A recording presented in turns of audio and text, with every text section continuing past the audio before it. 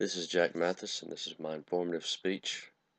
And today I'm going to be talking about benign migratory glossitis, or geographic tongue. Geographic tongue is a condition where you have patches on your tongue, and the patches form, it looks like a map.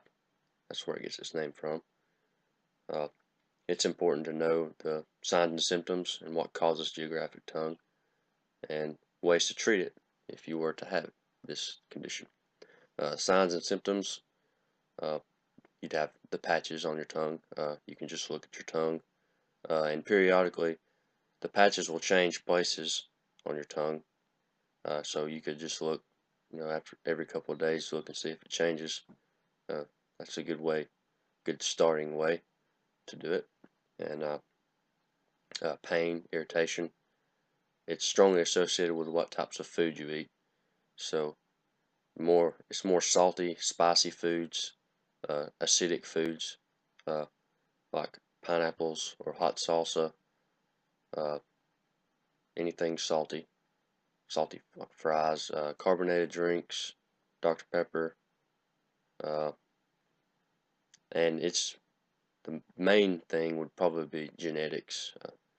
If people in your family before had it, then it's very likely that you may have it. Sometimes it skips around.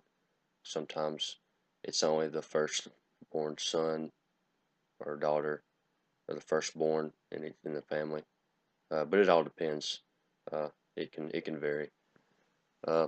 It's always a good idea not to self-diagnose, because irritation and pain with your tongue, that could be a symptom for a lot of other disorders that may be a lot worse than geographic tongue. So always go to your family dentist to get a true diagnosis.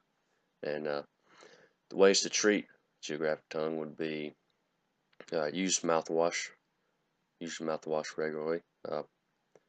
Just watch the foods you eat, because there is a pretty strong correlation with what types of foods you eat, like the acidic foods or salty foods, or whichever it may be. So just try to avoid eating those foods to avoid the irritation. Also, you can drink plenty of water. The water, it moistens the tongue and it reduces the swelling. So water is good for you anyway. So that's just another reason why water is good for you.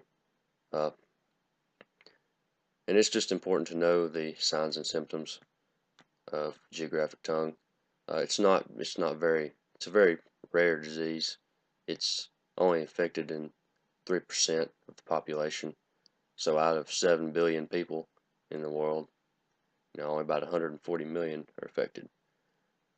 But it's just important to know the signs and symptoms and ways to treat this disease, in case you or someone you know may think they have it. But just always be sure to go to your family dentist or doctor for just anything, for a true diagnosis.